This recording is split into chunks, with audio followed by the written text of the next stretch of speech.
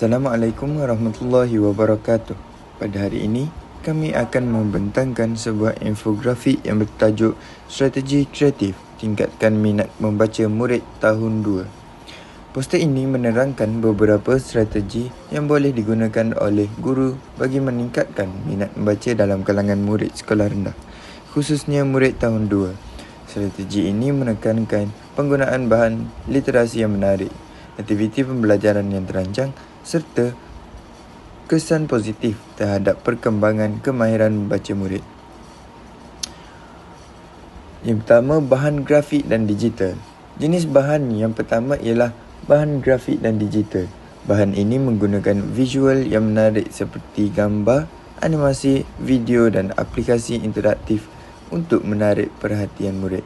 Melalui penggunaan teknologi seperti e-buku atau bahan digital interaktif, murid dapat melihat dan memahami isi bacaan dengan lebih mudah. Secara tidak langsung, penggunaan visual yang menarik ini mampu membangkitkan rasa ingin tahu murid dan menjadikan aktiviti membaca lebih menyeronokkan. Yang kedua, bahan autentik. Seterusnya ialah bahan autentik. Bahan autentik merujuk kepada bahan yang diambil daripada dunia sebenar seperti menu makanan, label produk, papan tanda atau risalah.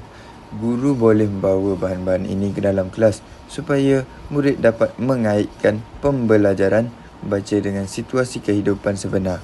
Melalui kaedah ini, murid bukan sahaja belajar membaca, malah mereka juga memahami fungsi bacaan dalam kehidupan seharian mereka. Yang ketiga, fokus pada kepelbagaian.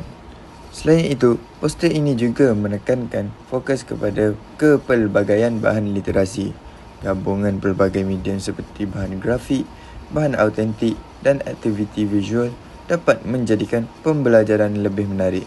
Kepelbagaian ini membantu mengelakkan murid daripada berasa bosan semasa membaca dan menjadikan proses pembelajaran lebih dinamik serta interaktif. 3. Pelaksanaan dan kelebihan dalam PDP. Yang pertama, penguasaan kemahiran membaca. Dari segi pelaksanaan dalam proses pengajaran dan pembelajaran, penggunaan bahan grafik dan bahan autentik dapat membantu meningkatkan penguasaan kemahiran membaca murid. Bahan yang sesuai akan membantu murid mengenal perkataan dengan lebih cepat serta memahami maksud bacaan dengan lebih jelas. Yang kedua, peningkatan fokus murid. Selain itu, penggunaan bahan yang menarik secara visual juga dapat meningkatkan fokus murid semasa aktiviti membaca. Apabila bahan pembelajaran lebih menarik dan interaktif, murid akan memberi perhatian yang lebih lama serta lebih berminat untuk menyertai aktiviti membaca.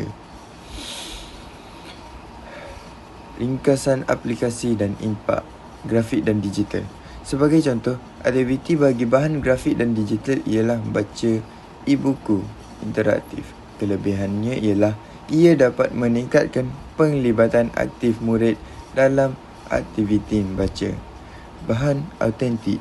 Bagi bahan autentik pula, guru boleh menggunakan aktiviti seperti menganalisis menu makanan atau label produk. Aktiviti ini membantu murid memahami penggunaan bacaan dalam kehidupan sebenar. Kepelbagaian bahan. Manakala dengan menggabungkan pelbagai bahan seperti audio, gambar dan bahan visual, guru dapat mengukuhkan minat membaca murid secara berterusan. Sebagai kesimpulannya, penggunaan strategi kreatif seperti bahan grafik digital, bahan autentik serta kepelbagaian bahan literasi dapat membantu meningkatkan minat membaca murid tahun 2.